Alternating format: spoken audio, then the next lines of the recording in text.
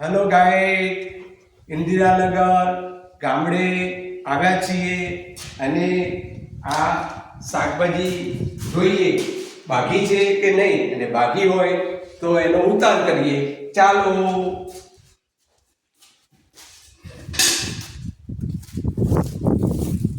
જો આ પાપડી છે ગિયોડ ગામની, અને એની અંદર નાની નાની શીંગો બાકી છે. જો શાકભાજી તેવી રીતે થાય તો ઉતારીએ. જુઓ.